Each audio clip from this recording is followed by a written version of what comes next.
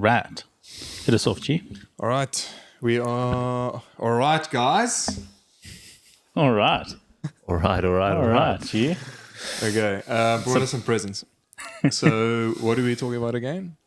Hydration. Hydration is the topic. So, hydration. So, got some fun stuff. Got my bag of tricks. And then I've got some stuff to add to, obviously, things that we drink. These are things that I drink on a daily basis. And we'll open those as we go, I think, on the topic. Excited. In here are my two favorite energy drinks. Oh, goodness. The one's got a bad seed in it. So will you just cover that with us when we get there? Yes. All right.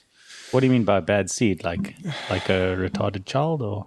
It's called rapeseed. That's why I had to wait for it.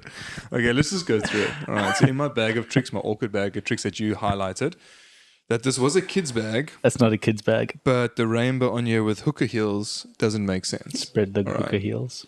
So this is my favorite one. All right. Now we're Monsteria, talking. Yes. okay. Yes. You also like this. I love don't you? that, yeah. Okay. Did I put you onto these? No, but you did encourage me. So there's no rapeseed in this one. So I'm going to Thank continue goodness. drinking this one. All right. Fine. All right. But the other one is the one that we now have to avoid. And it's the orange one, the peach one. So I don't know. Have you seen the peach one? No, I have not. Yeah. So those are hard to find. But it's got So I'll just take this one. It's fun. rapeseed in it. Which is interesting.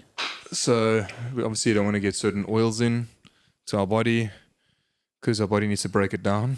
So you can drink that one. Be our guinea pig. I've stopped putting them in my body. Okay. I've just had a Goodbye, Ben. coffee. It's the only thing. I've just had a cup of coffee, so I'm needing something to drink. So I'll be drinking my stuff as we go. Neil's got his flask Pure. of water. Pure rapeseed in here. Pure rapeseed. How did it get that name? I mean, it's I don't know. Like, So grapeseed was taken. I think they just just drop the were G. lazy. all the grapeseed and the sunflower seed did something. Rapeseed was There born. was a bad time, so they called it rapeseed. They felt like ape seed was a bit derogatory. So no. So, yeah. Okay, hydration.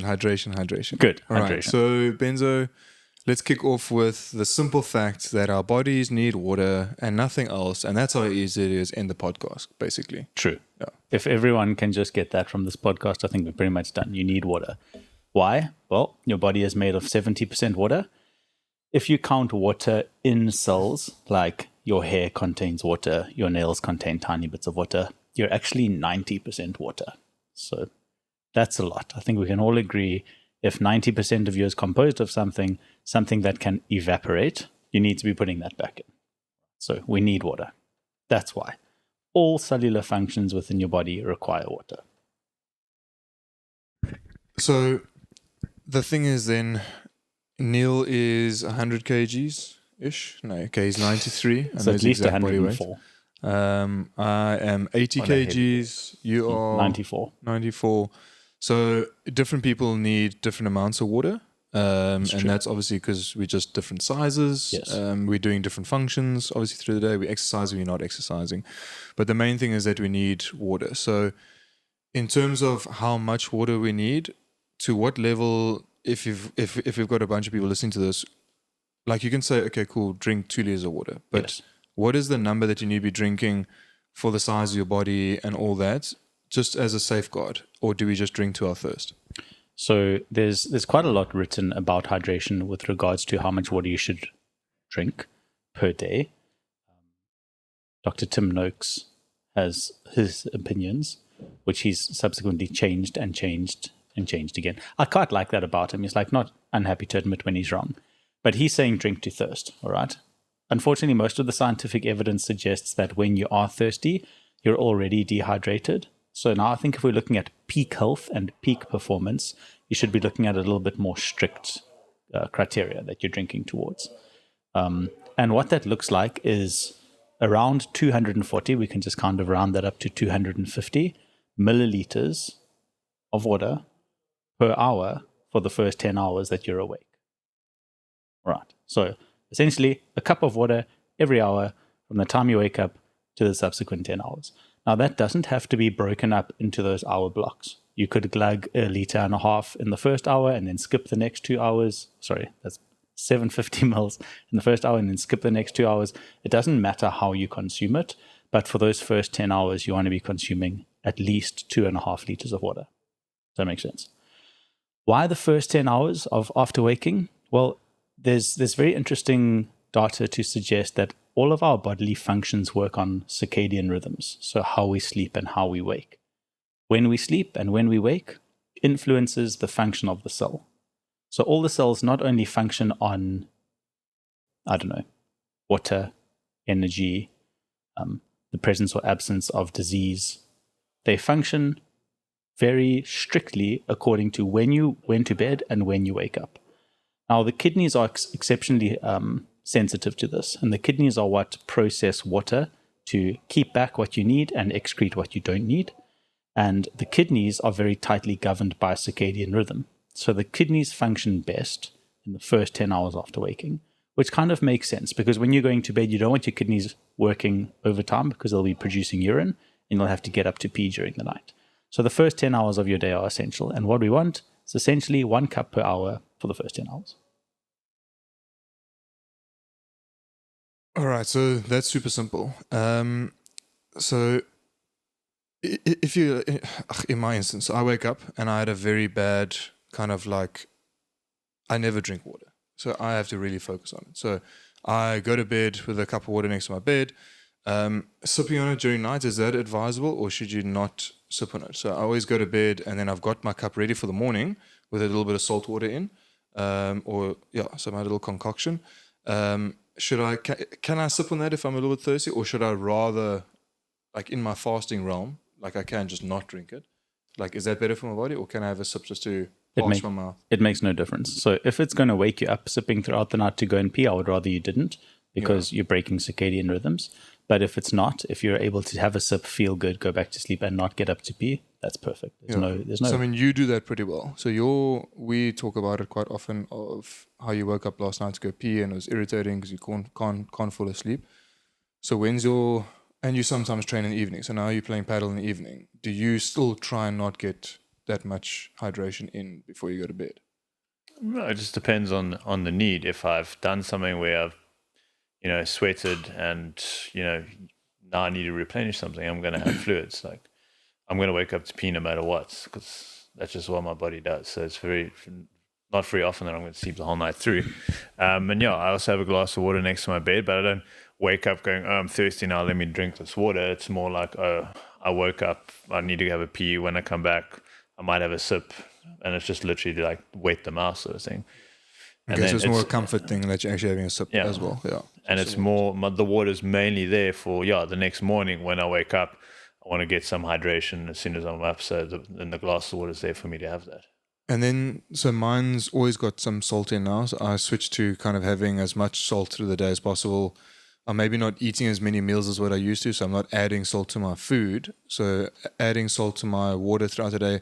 Could you add a little bit of salt to all of those waters that you're drinking throughout the day? Or like how much sodium are we trying to then get in? Yeah, you can definitely add. It also, the amount of water you consume and the amount of sodium that you consume or salt that you consume will also be dependent on how much you're sweating. So are you exercising that day? Are you a person that sweats a lot? Are you someone who lives in a hot environment? Those will all make a difference to how much you need to consume and how much sodium you'll need to consume. But if you are someone who is fasting, you definitely need to be consuming more electrolytes. A, because you're not getting them in through your meals, but B, because you lose more electrolytes when you're fasting. One thing I'll add, so let's say you are exercising and it is hot and you're trying to figure out, right, how much water should I be drinking? With exercise, I would drink to thirst. I don't think that's the most worrisome thing, especially if you're an everyday athlete. If you're a professional athlete and you're looking for scientific data to tell you how much should I be drinking, it's 2 mils per kilogram of body weight every 15 to 20 minutes. All right, so Neil, if he weighed 100, he'd be drinking 200 mils of water every 15 to 20 minutes while he's training. That's sort of what's been studied to be the ideal.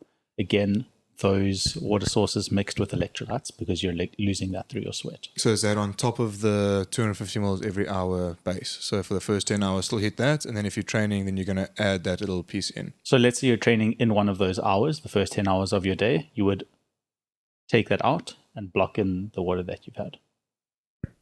And then focusing on then, so I don't want to go into supplements because we covered that somewhere else, but then what other things can we be adding into our day instead of cool drinks? So we're trying to just get to the fact of, I think Neil can maybe just hit us off on this because he only speaks it how it is meant to be said. But I mean, trying to make sure that we understand that we're meant to be drinking water and not other things. So what else do you drink in your day that, because you don't drink sodas, you don't drink these other things? We to some degree do. I drink the Monster Rehab every now and then, and I will have a bunch of juice. If the kids are drinking something, I'll have it. I'll have a slushie. I'll have a cup of coffee, things like that. What are you drinking other than reaching out for the soda? And what do you have to say to the soda drinkers? Let's hear it from Neil. Here we go. No, well, I mean, water is what we intended to drink. That's what's been given to us on the planet. Sodas is man-made and, manufactured out of want and desire, but not necessarily the best thing for us to have on a regular basis. I'm not saying don't live your life and have any of these things, but at the end of the day, water is the best thing. And during training and whatever else, you can add stuff to your water or whatever you might be having to fuel you, hydrate you better as you're sort of going along. For myself, even, I might have a protein shake which has water in. So that still counts towards my hydration for the day. I might have a pre-workout before I go train or something while I'm sipping, while I'm saying that all counts to my hydration through the day, my total water intake. Other than that, for myself, I might have a magnesium fizzy a little bit later or something along those lines. Again, there's hydration. So it's not like I'm only living off water, but, I'll be careful of the things that I do have that are not adding unnecessary sugars or additives that I don't really need that are not benefiting me in any way. Other than that, there's also decent alternatives or stuff which, you can add if you really struggle to get, through a glass of water. If I'm going to have something more juicy, it will be more on a fruit juice side of things, but then I choose stuff like, reduced sugar, like iced teas or things like that are not carrying too many excess calories, so there are things that you can do to not sort of have those high sugar. Yeah, so what we're trying to say there is that obviously we bought a few things here. So I drink a lot of sparkling water because I don't drink still water. I do struggle with plain water. I do drink it first thing in the morning with a little bit of salt, but then it's got the salt kind of thing to it.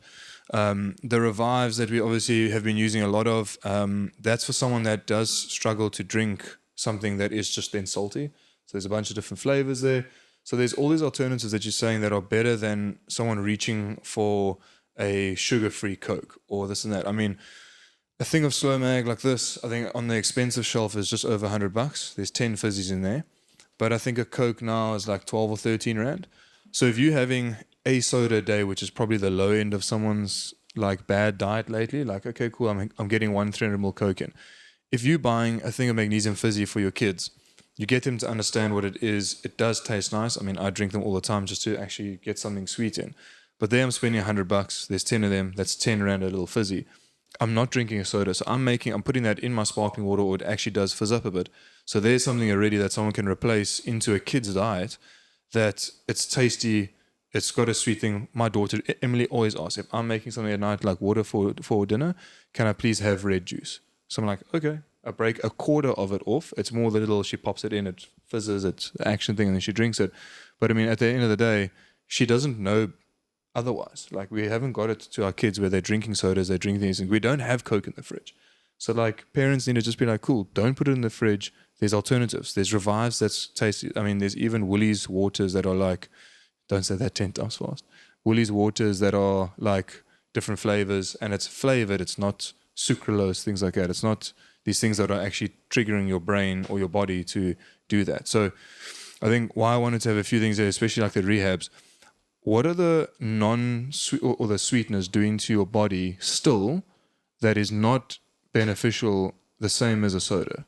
You know, so Neil and I are trying to like advocate for guys to go for magnesiums, Revives, these flavored things like that, but not something that's got sucralose in it or the non-nutritive sweeteners that are then still messing up your body, you know. So, as a caveat to what I'm going to say, artificial sweeteners are not the devil that they've been made to be. So, I don't think that people need to avoid them entirely. We look at studies that suggest at what level do these substances become harmful, and it's essentially a can per 2 kilos body weight per day.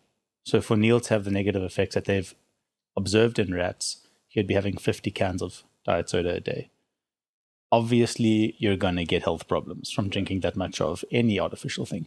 I think what people should be looking at is everything you put into your gut is absorbed into the bloodstream.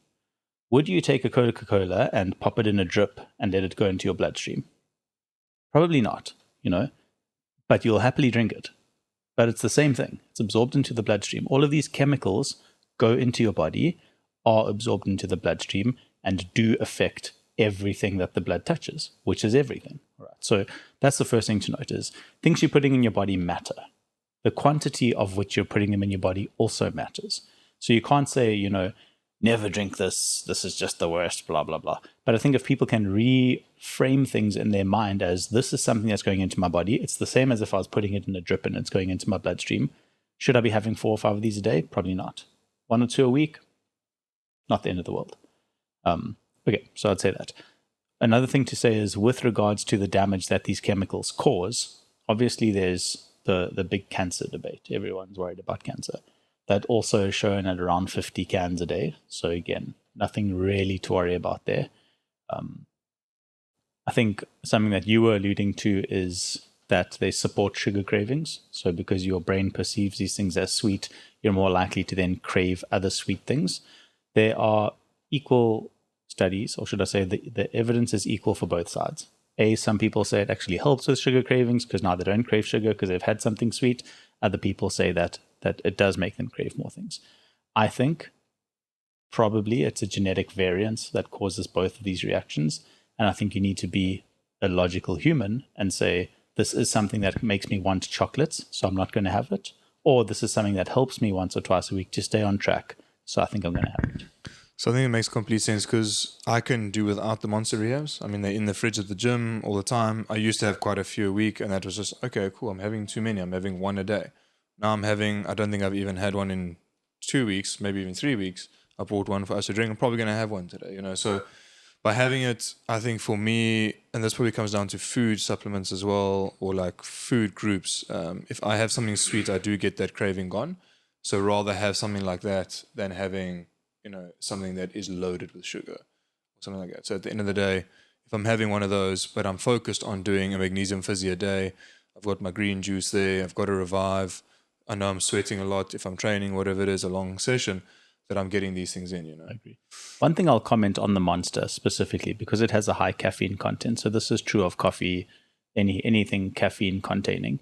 You need to drink, so now with our 10-hour rule with the 250 ml and the 2 mils per kilogram body weight in our beautiful algorithm, written by Andy Gulpin, he's the scientist responsible for that.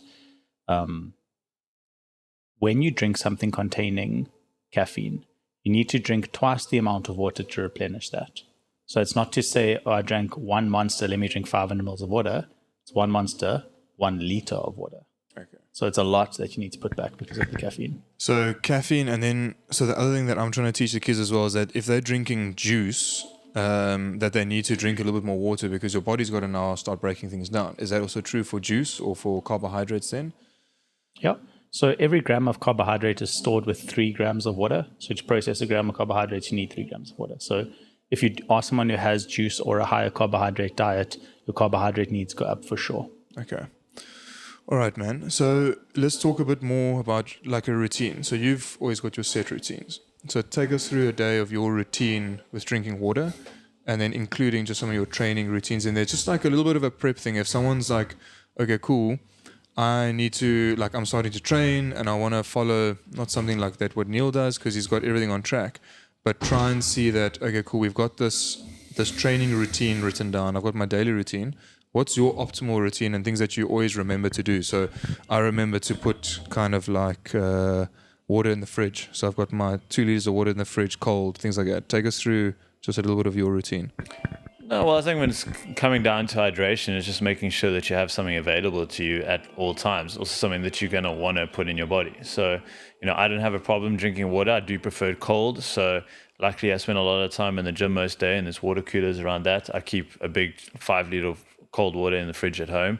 So it's available. I have generally walking around with my shaker around with me generally anywhere I go. So if I'm at the gym, it's around. If I leave to go home, it's in my car, etc., etc. It's always around. So there's never a shortage of supply, and I think that is key for helping people to make sure that they stay hydrated. Is like keep a water bottle, keep something with you that it's on access. Before you know, and you're going to be having some of it, whether you feel thirsty or not, and it's just going to help you get through it. Also, it's an easy way to monitor how much you've had through that day. So cool. I've got my water bottle with me. I know I filled this up twice today, so I know I've had X amount of water in that period of time.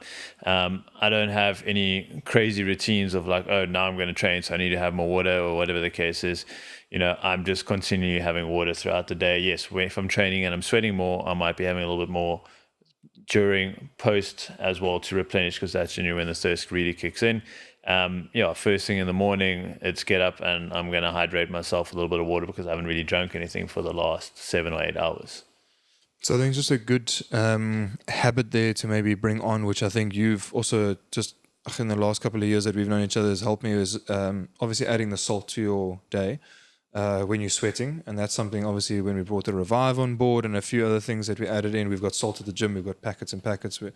If you're making a protein shake, we always throw salt in. We always know where we need to add it in and play around with that. But I think the big thing that I think people lack to do is get yourself a decent container. So we obviously want to have something that's metal or glass. I normally drink out of this guy here. I very rarely grab these guys out of the fridge like on a daily basis. But like we said, water comes in plastic most of the time when you're buying it.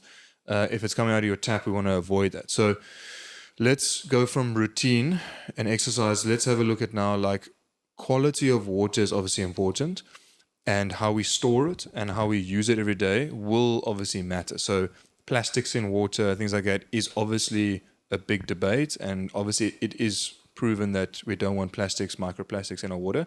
So obviously avoiding that to start. So you drink out of an ice shaker. I've also got my bigger, it is plastic unfortunately, it's my soda streamer, but then I'm normally drinking out of my little glass flask that I got for my birthday now recently, and that's normally what I'm topping things up from. I never really leave my plastic shaker in the car, whatever it is, but I need a device to store water from and in. But I am drinking a better water source. So I'm buying water. It's coming out of our actual gym system. So we've got a water system there that obviously cleans the water. It comes from borehole, cleans it. So we're all drinking clean water. But to some degree now, let's go into quality. Like, where's this quality going to be? So if you are going to drink out of plastic, obviously try and make it BPA-free plastic. So it's impossible to avoid plastics, and I don't think we should be stressing ourselves to death making sure we're never drinking out of plastics. As you can live a sane and happy life, try not to drink out of plastics, but if it's adding stress to your day, there's way worse things in your health that you can focus your attention on. With regards to the different types of water that we can get, obviously we can get water from the tap, which has gone through a desalination plant. So in the desalination plant, they add chemicals to the water to make it drinkable or safe for human consumption, that we don't get diseases from the water. A lot of what they add, and I'm not a doom and gloom, protagonist here, but a lot of the stuff that they add is very bad for us, unfortunately. It's just the way it is.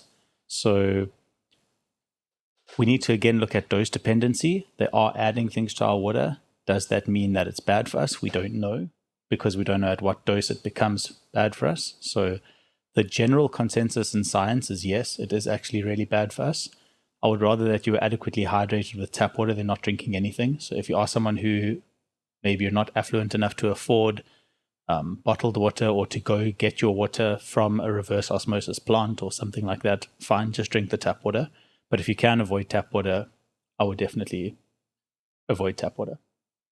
So if I'm drinking tap water, does boiling it help dramatically? So if I obviously have a kettle, or I've got something to boil it with, so I've got a tap, maybe gather my water, or at my house, wherever I live, I'm in flats or wherever it is, and like you say, maybe I'm not going to be spending X amount on bottled water, which I think people should be doing.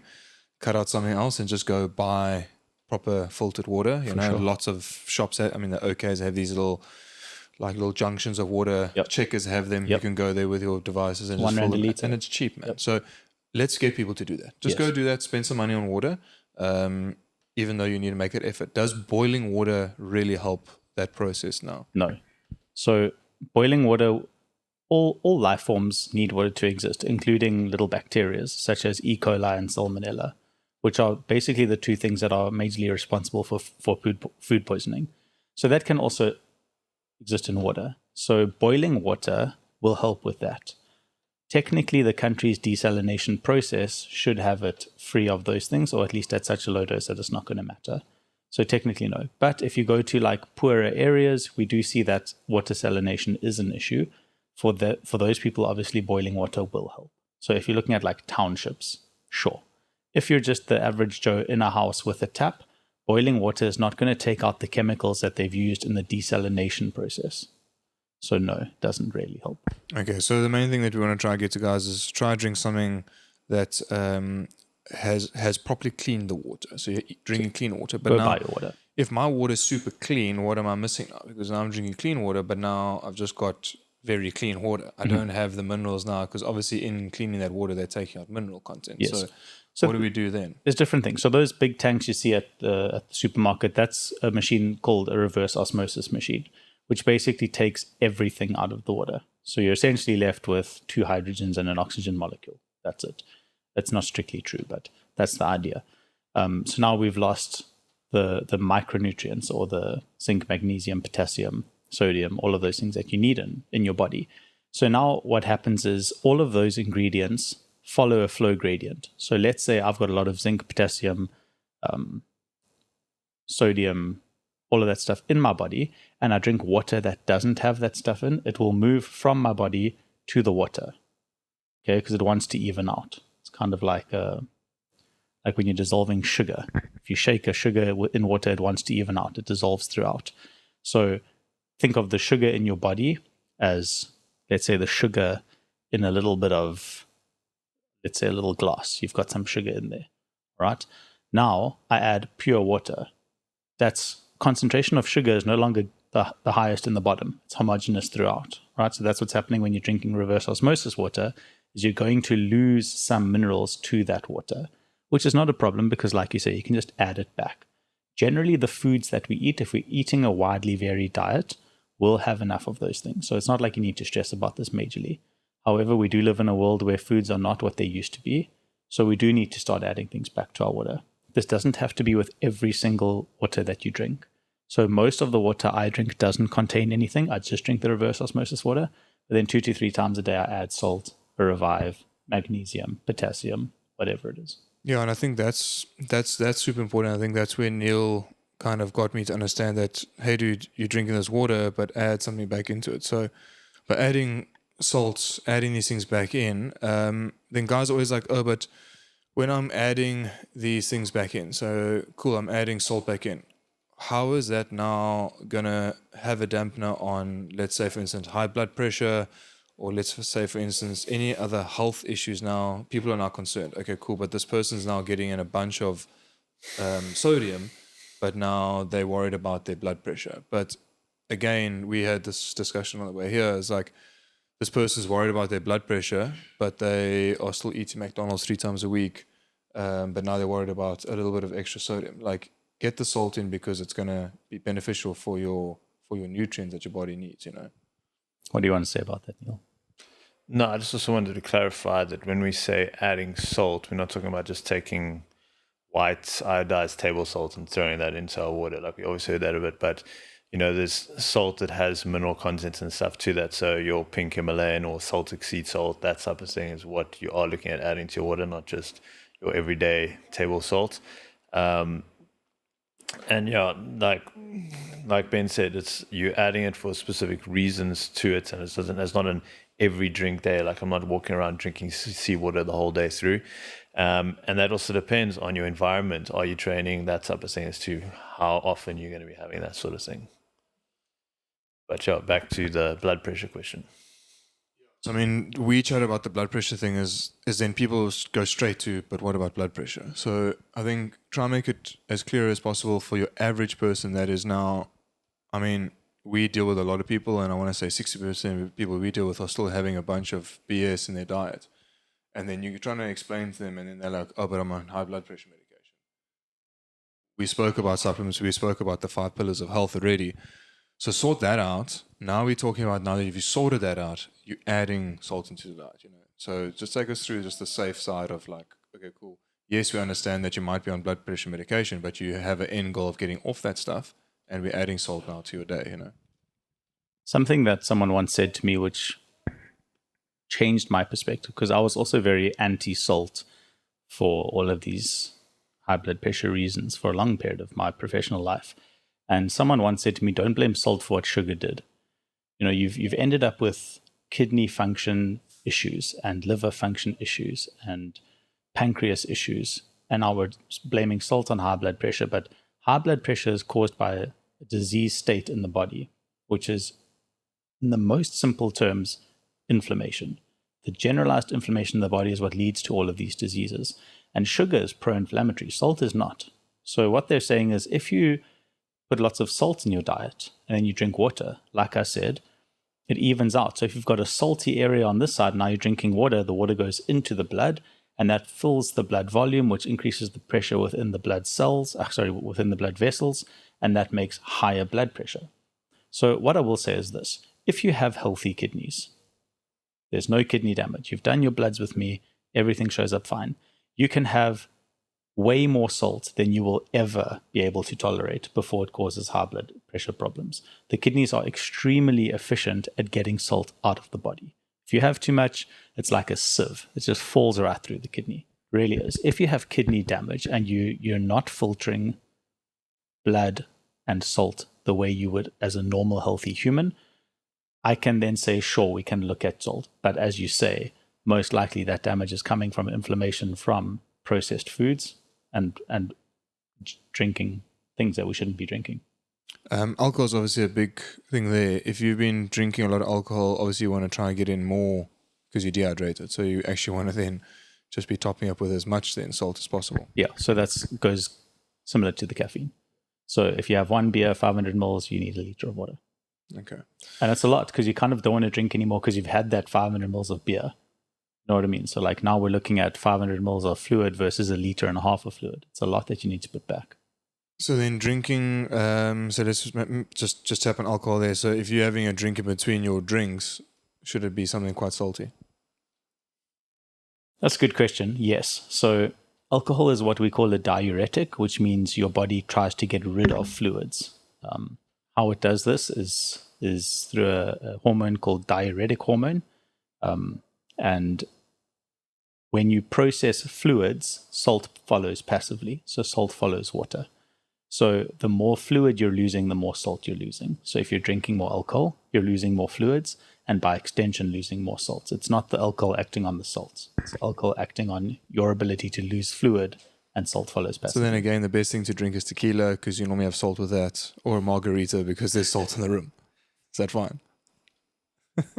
Tequila it's like my least favorite alcohol because there's so much evidence that it's kind of okay. It's not great. It's not good. But so I should have brought the tequila because we still threatened that we were going to give Neil the tequila. Yeah. Okay, so maybe on episode 2 we'll bring some cold tequila. Okay. Class Azul. All right. So we did tap water, mineral water, spring water, and then sparkling water. So I drink a lot of sparkling water. So spring water, sparkling water. Let's just touch on those. Let's quickly say what sparkling water is. It's carbonated water, so water that you've added carbon. All life is carbon-based. Like, there's really nothing to worry about with that. So that's something I added in. So I found out that I just don't drink water because I don't like still water. So I just add it in every day. So I've got a soda streamer. I gas up a bottle for James. Ems is now drinking it as well. I'm drinking it. Vicky's drinking still water. She doesn't like bubbly water. Sorry, I call it bubbly water because that's what the household calls it. So there's no effect. I just keep on that. It makes absolutely no difference whether you drink sparkling or still water. And then I call it weak though. Yeah, that's You're not wrong. But again, I'm trying to just be the average person out there that is struggling to drink what we are made to You drink. heard it here first, folks. Garth's trying to be the average person.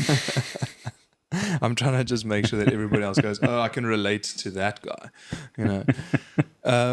And then, okay, so we now know enough about water. It's obviously that simple. We didn't even have to go into this depth, but let's take it now through functions of your body. So we spoke a little bit about like being dehydrated. We need to fix our cells. We need to obviously make sure that, I mean, we've been talking about how water's helped me over the last couple of years with my cholesterol and stuff like that. So Neil's never been sick. So for someone that hasn't been sick ever in his life that I've known him, I actually don't think you've been sick since I've known you. But He touched on some man flu the one time, and I think he had COVID one time, but he still trained the very next day or something stupid anyway. But I mean, you're not sick, but it's because you put the right things in your body the whole time, constantly, you know. So I mean, for someone like me, what is your cholesterol? Do you even know where your cholesterol's at? I think we need to do his blood work first. Well, and we actually need just to try. do your blood work too. Okay, so the reason why I haven't done my blood work yet is because obviously I did that 3-day fast, and I rocked up there early for my tooth to be pulled out yesterday at Intercare. And then the lady, I gave her my form and I wanted to just do my bloods. She's like, you fasted? So I said, yes. She said, 12 hours. So I was like, 3 days, sorry. She's like, please come back again. So I was like, okay, yeah, I suppose that's the extreme. Neil laughed at me. He's like, obviously, duh. Even my wife, even Vicky's like, you dumbass. So then I'm going to go on Tuesday for my blood work, Tuesday morning, because they're testing testosterone. And I need to go in the morning. So Perfect. I need to go before 10. Before 10. So just guys that are testing testosterone for your blood work, go before 10. But I think, so Neil's obviously healthy. I wasn't healthy. So take us through the functions of how water's, okay, we know it helped with my cholesterol, but how is it helping just the average person that is healthy? And what bodily functions is it doing to make sure that everyone's like, okay, so I'm not only drinking water for hydration, but it's actually keeping me alive. You know, I'm going to die without it. Do you want to talk about the symptoms of dehydration? Like, what do you feel when you're dehydrated? Yeah, well, I mean, for most people, you have the whole like press your skin and there's white marks and there's your sock lines and all of that people go, oh, you must be dehydrated. You know, I've never really phased too much on those things. I personally will know for myself, maybe like, you know, if say it's been a hot day and I'm like maybe I've got a weird sort of dull headache, I'm like, okay, maybe I haven't drunk enough. Or, you know, okay, my stomach's feeling a little bit crampy after I've eaten this meal, maybe it's because I haven't drank enough, you know. So then those for me would be more signs that maybe I haven't had enough fluid throughout the day. You know, on the flip side of that, other points it might be, okay, maybe I've had too much fluids and flushed that enough and I haven't had enough electrolytes because I might be feel a little bit crampy or feeling a little bit tired, a little bit of like low blood pressure sort of syndrome or the extra yawns or that type of thing. So those are sort of the signs that I would watch out or keep an eye on around sort of hydration for myself. And again, it's just one of those things, getting water and correct electrolytes is just going to make you function better throughout your day. So, you know, everything, that's what, like Ben said, that's what your body's made from. So even like your skin is going to be better if you're hydrated better because it's an organ that's fueled from the inside out, you know, all of that type of thing. So it's just making sure you stay accountable to it and watching for any little signs. But, you know, for myself, I don't have any symptoms or anything that I feel like, okay, well, would have made that cure or along those lines. Yeah, I think, I mean, we chatted on the way here. You've grown up with water. You've never really had sodas in your lifestyle. It's the odd juice, whatever it is. I mean, for you, it's quite easy. But let's say you've got quite a few female athletes. I think you've got even one or two that are pregnant now, this or that. They're obviously going through their day where they're going through their monthly cycles and things like that as well. So, I mean, let's take that into account. It's like, I've got my menstrual cycle, and now how much more hydration should I be doing? Because I'm losing blood. I'm maybe doing a little bit more than what the average man is doing even. So, I mean, let's maybe have a look at that in terms of your average person feeling dehydrated. Might not just be like headache, my mouth's a little bit kind of parched or whatever it is. I'm drinking some funny juice, so it's not helping. But I mean, these are symptoms that most of us don't even think about. Like, okay, have I had enough of water? Have I flushed my system? But I'm also dealing with maybe like a menstrual cycle or something like that. So if you are dealing with a menstrual cycle, you are losing blood volume and you do need to replenish with water, it's not much. You're not losing massive amounts of fluid. So I wouldn't really worry about that. Like Neil says, you'll have symptoms of dehydration. Follow that. With blood, you're also losing electrolytes, so make sure you're staying on top of your electrolytes. But it's really not a whole lot. So I don't think it's necessarily something that you need to worry about. I would say just one thing to add is general mental fog. So sort of unclarity of thoughts is an important thing to take note of. I think that's one of the first things that we'll feel when we're dehydrated, and also one of the first things we'll ignore of just like, oh, just focus harder and just quickly do this or whatever. Actually, you just need some salt and water. Yes, I mean, one thing that I've been doing quite a bit of is not reaching for the Panados for a long time. I mean, we barely keep medication. I told you about me trying to find just some kind of opioid yesterday with my tooth coming out. So, I mean, if you dig in my pantry, it's very hard to even find something to just curb a headache. But I mean, the first thing I go to when we're coaching is who's got a Revive. I mean, we got you now just to talk about the Revive because the guys are running out now, like we're using them a little bit more. It's a nice thing to use. It's very easy and handy. But again, then I just didn't want to miss out there. For someone that's pregnant, should they be focused on not getting too much salt? Or again, is it just our bodies are made to process it? We can just carry on doing the normal. I think a lot of ladies, when they fall pregnant, they start to jump to any kind of like result of like, geez, I need to watch out for this, watch out for that. Just carry on doing what you've always been doing. Your body's made to kind of filter the rest and do the rest, Yeah. Yeah, you don't need to stop your electrolyte intake when you're pregnant. Definitely not. That's fine. You actually have a massive increase in blood volume when you are pregnant, obviously, because you're establishing a blood supply for another human. So your needs might even go up. Okay, so even add or even just go through. Obviously, just consult your GP, check that your blood work's been checked and you haven't got this weird blood pressure issue. Yeah, pregnancy can also cause kidney failure, so you must be staying on top of kidney function before you're saying, okay, let's add tons of salt to your diet. So like you say, be smart about it. Just monitor it. Where were we going with what Neil was touching on? We're talking about just like absorption of water and how you need it for bodily functions. Yeah. So there's two ways you absorb water. I'm sure there's many more ways, but there's two ways that we know of. The one is passive diffusion. So you drink water, it just moves across the gut into the bloodstream and then just moves across the bloodstream into the cell. All cells, or not all cells, but most cells are lined with what's called a bilayer, a lipid bilayer, which means there's 2 layers of fat surrounding the cell. Now, if you try and mix like olive oil into your water, you'll realize they don't really mix well. So for water to pass through this lipid bilayer isn't the easiest thing. It's quite beautifully designed in that those lipid bilayers, when they sense water is close, slightly alter their formation to allow water to pass through, which is kind of a miracle when you think about it, because it's just like quickly decides to break the laws of physics to let water through, but it's a slow way of getting water through. So should you be needing water quickly in a certain cell structure, you need a mechanism through which you can transport this water quickly. And what they've discovered recently is sort of in the last sort of 10 to 15 years, there's been the scientific discovery of what's called aquaporins, which are basically tunnels that go through these lipid bilayers. So if you've got the blood on the outside of the cell, if this microphone is the cell and the blood is kind of flowing this way, you're trying to get the water from the blood into the cell. And they've got these little tunnels, and this water can shoot through.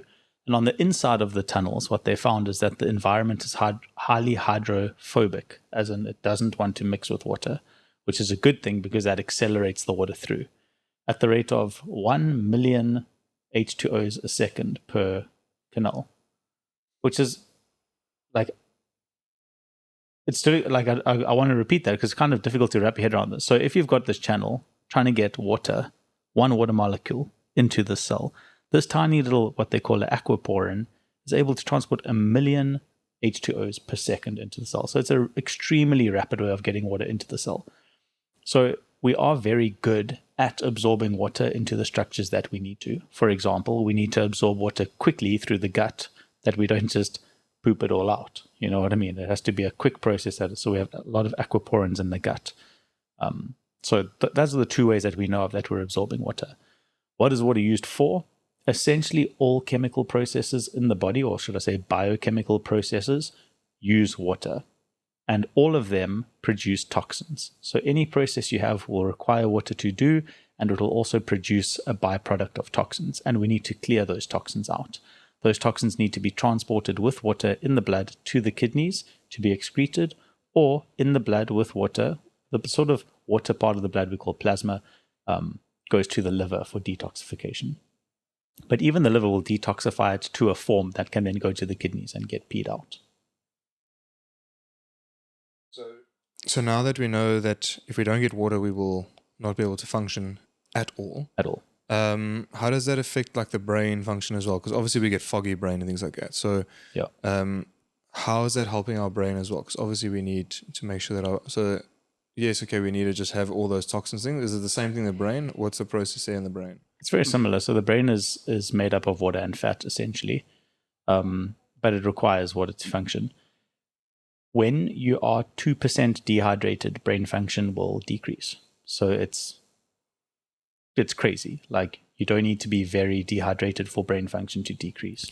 So this just shows that, because I mean, when you have kids, things just change. So I mean, as soon as like you fall pregnant, like myself and Vicky, it's what do we do to get through this pregnancy? For her, it was extreme. It was quit smoking. It was a bunch of other things, And then you go on like this Musa tangent. Then we had Emily, she started smoking and quit smoking, like all the big things. But I mean, now that we have kids, my number one thing that I do in the morning is make water. Like, I'm prepping water. And I don't think people really understand. Now you're saying 2% is going to put a dampen on my day. For kids, they don't realize. And I mean, I think we're very fortunate at the school that my kids go to. If I rock up there are probably 20 of those big 20-liter like drums things filled up with water. I asked the teacher the other day, James's bottle came back full still. She's like, that was the 5th time we actually replaced his bottle. So like, they're very, very pushy on it. But I mean, parents and just our average human needs to just go, what am I drinking and how do I hydrate myself further? I mean, it's that important. Your brain is going to deteriorate immediately For sure. if you dehydrate. And you saw that with your lipid function. So Garth struggled with high cholesterol for a long period of time, tried this, that, and the other. With regards to diet, nothing really helped, and then increased his water intake and his cholesterol came down to normal. Yeah, but it was a 3-year process. So I mean, it was a long-term goal, and we said, okay, cool, let's just keep chipping at it. The one period it didn't really drop, but then over another year of really making it a highlight, my cholesterol is now, I'd say, perfect. Like, it's still high, but it's perfect. And water's got nothing to do with cholesterol. Yeah. So basically, the question is, what happened? Well, you supplied your body and all the cells in your body with enough water for them to produce the function that they need to be producing, to be able to get rid of the things that they need to get rid of. Yeah, it's not about, this is the miracle cure for this. It's not. It's everything we do with regards to the 5 pillars that Neil set out is about supporting your body to do what it's supposed to do. Yeah. So we just want to go back into making sure that we covered just 1 or 2 other things out of our, let's call it just quality of water.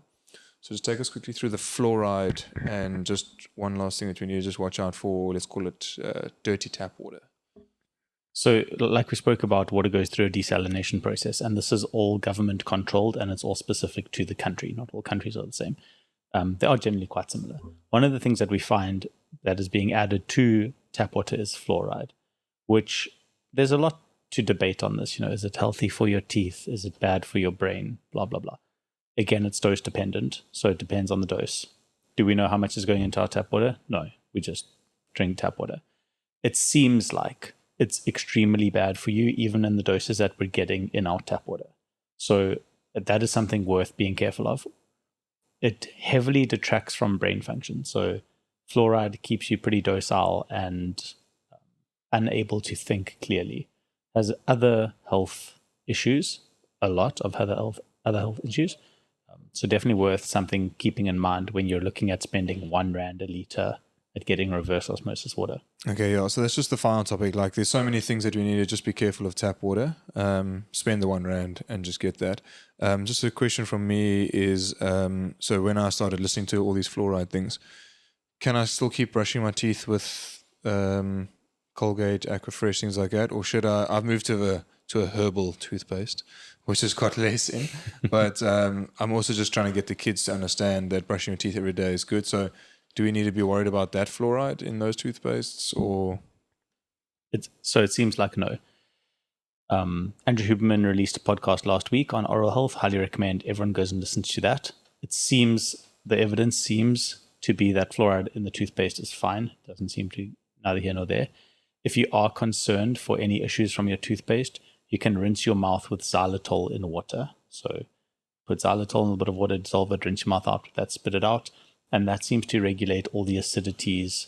There's certain bugs that live in your mouth, as all do, which feed primarily from the xylitol, so it doesn't start feeding off your teeth. But basically, in short, brush your teeth twice a day with or without fluoride-containing toothpaste, doesn't seem to matter, and floss once a day, every day. Yeah, so I think that will obviously come into our gut health talk quite nicely when we get Justin and Co on board. Okay, so we've brushed our teeth, we've rinsed out the fluoride. Just make sure you get better water source.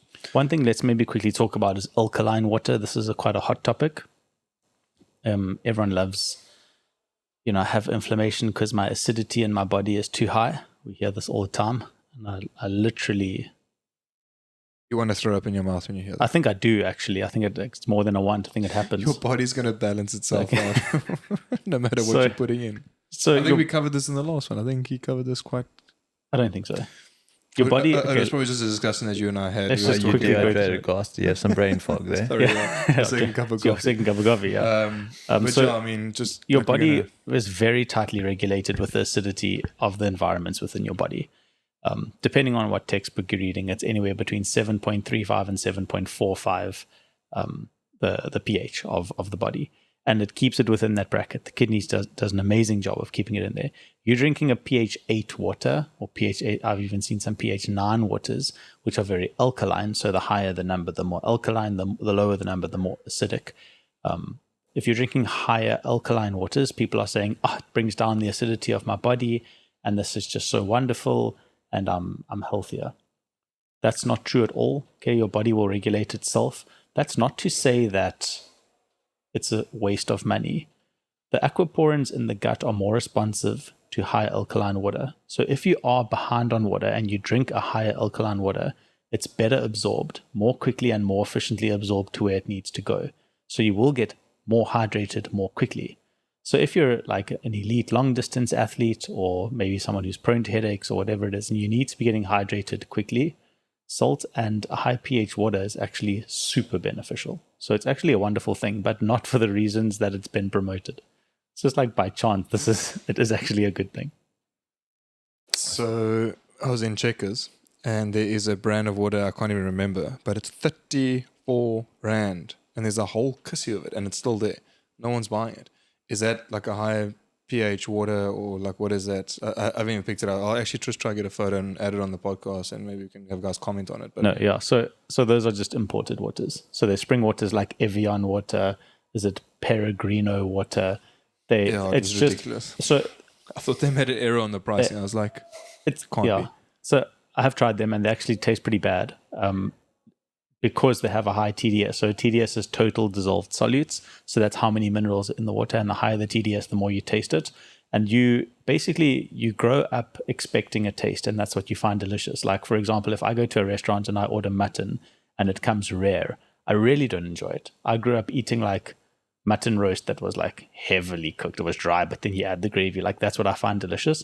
So if you've grown up drinking water that's low TDS, when you drink a high TDS water, it almost tastes like it's this thick, terrible, you're like, oh. Whereas like Italian and French people can't stand our water. Yeah. So when you drink these expensive waters, you think like, no, so I think that happened at the gym. Remember, I got the Agua Vida waters. And we had like the total dissolved solids of like 1100. So it's basically salt water. So I mean, those oaks, they would go to the fridge, they would just think it's normal water. So they just see water, they see like a different label. Oh, okay, drink it, and you just check their faces. Like they didn't expect the thick water.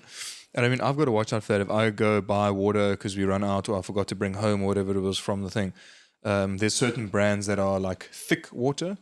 Is that because it's not? The total dissolved solids are not that much different. But what's the difference now, like, in that taste? Is that just the process that it's maybe been through, or just where it's come from? So from spring or from most likely. That? Okay. Most likely, So I mean, it doesn't matter if it's thick water, it's the total dissolved solids.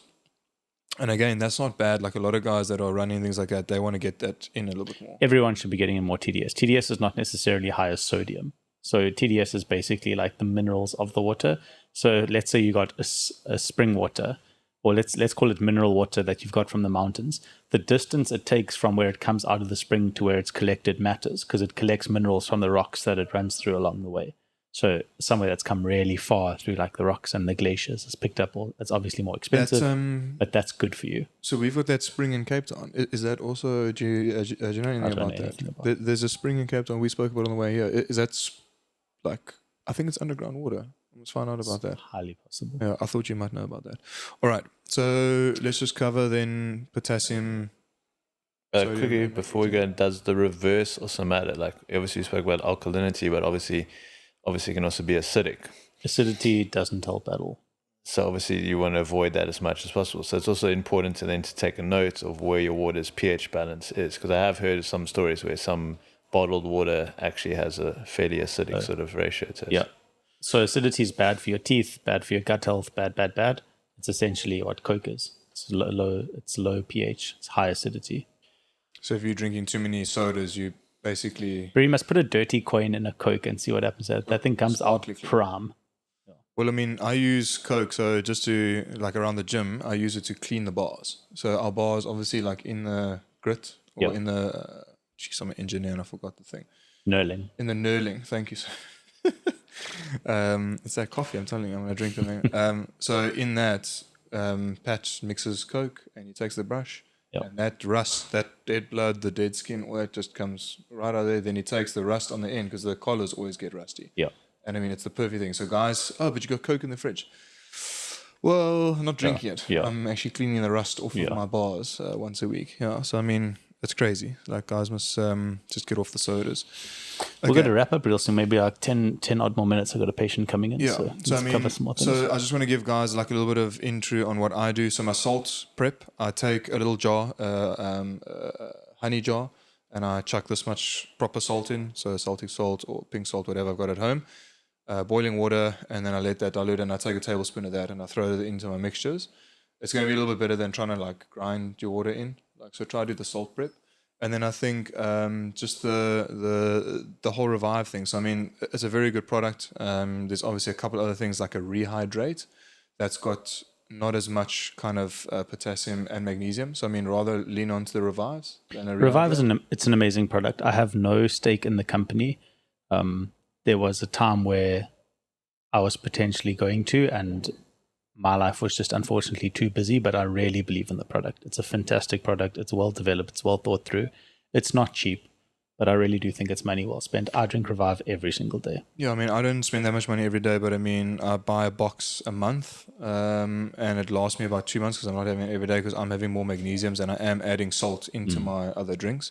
But I mean, for the guys that are on your everyday, just again, spend money on your hydration before you are now spending money on an extra bottle of wine. For sure. And then was there anything else? The calories in the liquid we wanted to just cover, but that's going to go into our nutrition side. Just calories of liquid. What was your little intake? No, it's just people need to be aware. Like, obviously, we're pushing the water and the salt drinks and all of that type of thing. But, you know, it's easy to add a whole lot of calories to your day and be unaware of it through just what you are consuming through liquid form. You know, so that is why we also want to promote people to be hydrated, but be careful. Like, if you're looking to drink 2 to 3 liters of fluid in a day, you know, the source and where you're getting it from does become important on the calorie side of it, because otherwise you might be adding an extra 500 calories to your day that you didn't need, and that can be a big factor into why you might or might not be losing weight or at the body fat levels that would make you happy. So it just be aware of that type of thing. And make sure you're making the right choices on that. I think the biggest part where I see an issue with that, just on a daily basis, are fruit juices. So there's these things, brands like Zing and Henties, and there's a couple of them. They're 10% juice, the rest of it is sugar. So you actually, I don't know, you see a little bottle, and the bottle size is very deceiving. Like, they've got these little compressed bottles, even the new Coke bottle, that like little dumpy thing. It looks small, it fits in the kid's bag, whatever. Oh, but my kid's just having a little Coke. It's still 300 mils, chick. Sorry, guys, as well, whatever it is. But I don't know. Moms always pack lunch boxes, so we blame my moms. But I mean, like, watch out for the liquid calories. I every time I see a kid, because I don't know these brands, I grab the juice bottle, I look at the back, and I explain to them 30 grams of sugar in a little 200 ml box, sometimes even 100 ml box. 30 divided by 4, easy maths of how many sugars your kid's getting instantly. And I try and explain to kids, would you eat 10 oranges, at once? No, it's too much. But that's not even 100% pure juice. It's like the deconcentrated or like the concentrated syrups, things like that. So, I mean, that's putting pressure on your body again. And these kids are just not aware that they're getting in triple the amount of sugars in the thing. So, I mean, that's where the calories come in, I think. Is that what we're highlighting? And also, obviously, adults as well? Yeah, well, it's also for adults. I mean, there's certain people who don't get through the day without a 2-liter soda. So, if that's where you're getting your fluids from, you might have other problems. So just don't have, again, it's your pantry that counts. So we went through this on the nutrition side. Look at what are your best intake and just go to your fridge and just make sure there's no sodas. Just cut it out. 100%. Yeah. All right, guys. Shot for the lack of chat. Let's wrap it up. Thank you. Cool. Thank you. See you next week. See you next week. Thanks, I guys. like your top knot, just by the way. Shut but looser. No, not your top. Your top knot. Oh, my top knot. Okay. Well, maybe drop in the comments what do you prefer. Top. All right, guys. And then just hit us up with some drinks that you've been drinking that are maybe healthy. Like, hit us up with we've touched on some products here. If you've got a cool product, let us know. Yeah. We can go into it or just break it down a bit. And then let us know what you're cutting out that's a bad sugar or a bad calorie, out of your diet. Dig it. Sweet. Cool. Sweet.